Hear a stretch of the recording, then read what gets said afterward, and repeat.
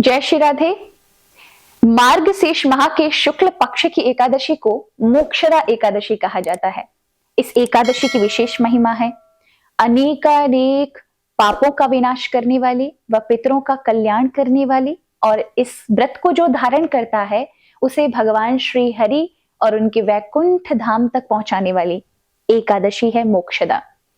इस बार की एकादशी 23 दिसंबर की पड़ने वाली है। इस मोक्षदा एकादशी की जितनी महिमा कही जाए वो कम है। कहा जाता है शंखोद्वार नाम के तीर्थ में स्नान करने से और भगवान श्री हरि गदाधर का दर्शन करने से जो पुण्य की प्राप्ति होती है वो सिर्फ इस एकादशी को प्राप्त होता है। वस्तुतः ये एकादशी आपके पितरों के कल्याण के लिए और विभक्त के जीवन में भगवान हरि की प्रसन्नता के लिए रखी जाती है। ऐसा वर्णन आता है, एक वेखानस नाम के राजा थे। बहुत प्रतापी थे, दानी थे, बड़े कर्मकांडी थे।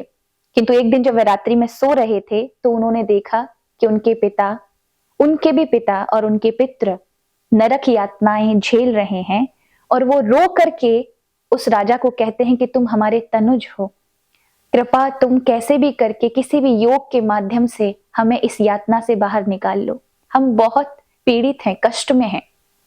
वेखानस सुबह 4 बजे उठते हैं, उस स्वप्न को देखकर विचलित हो जाते हैं और अपने ही नगर के जितने भी ब्राह्मण विद्वान थे उन सबको बुलाते हैं। और जब वो कहते हैं कि मैंने आज स्वप्न में बड़ा विचित्र स्वप्न देखा है, अपने पितरों को, अपने पिता को नरक यातनाएं झेलते हुए और मुझसे रोकर प्रार्थना करते हुए देखा है, मैं ऐसा कौन सा यज्ञ करूं, पूजा उपासना करूं जिससे मेरे पितरों का और मेरे पिता का नरक यातना से वे बाहर हों और उन्हें मोक्ष की प्राप्ति हो। सभी विद्वान आपस में विचार विमर्श करने लगे, लेकिन कोई भी ये नहीं बता पाया कि किस प्रकार से उस नरक यातना से निकल सकते हैं। तभी वहां पर बड़े विद्वान ऋषि बैठे थे। उन्होंने कहा, एक कार्य करो, तुम्हारे नगर के बाहर एक पर्वत ऋषि का आश्रम है, वो त्रिकालदर्शी है, तुम वहां जाओ, हमें लगता है वो ही तुम्हें किसी न किसी उपाय को बताएंगे जिससे तुम वो करके अपने पितरों का कल्याण कर सकते हो। तो राजा वेखानस जंगल में जाते हैं पर्वत ऋषि के आश्रम में, और जब पर्वत ऋषि को वो अपने स्वप्न की बात कहते हैं, थोड़ी देर ध्यान लगा करके पर्वत ऋषि कहते हैं, राजन ऐसा तो कोई उपाय नहीं है कि तुम्हारे पितरों का किसी यज्ञ इत्यादि के माध्यम से नरक यातना से बाहर निकाला जाए, क्योंकि वो अत्यंत कर्मों के प्रारब्ध के कारण कष्ट भोग रहे हैं। किंतु एक कार्य है, यदि तुम कुटुंबियों के साथ, परिवारी जनों के साथ मार्गशीर्ष माह के शुक्ल पक्ष की एकादशी को धारण कर लेते हैं और उस एकादशी का व्रत करने के बाद सारा का सारा पुण्य अपने पितरों और पिता को प्रदान कर देते हैं, एक ही एकादशी में उन्हें मोक्ष की प्राप्ति हो जाएगी। राजा ने कहा, महाराज ये तो बहुत अच्छी बात बताई।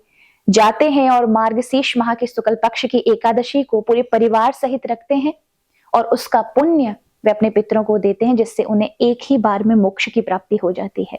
तो ये मोक्षदा एकादशी पितरों का कल्याण, केवल और केवल पिता की ओर से कल्याण नहीं, अभी तो 21 पीढ़ियों का कल्याण हो जाता है, माता की ओर से, पिता की पीढ़ी की ओर से और पत्नी की पीढ़ी की ओर से, और यदि पत्नी रखे तो पति की पीढ़ी की ओर से भी, सबका कल्याण और मोक्ष प्रदान करने वाली है ये एकादशी।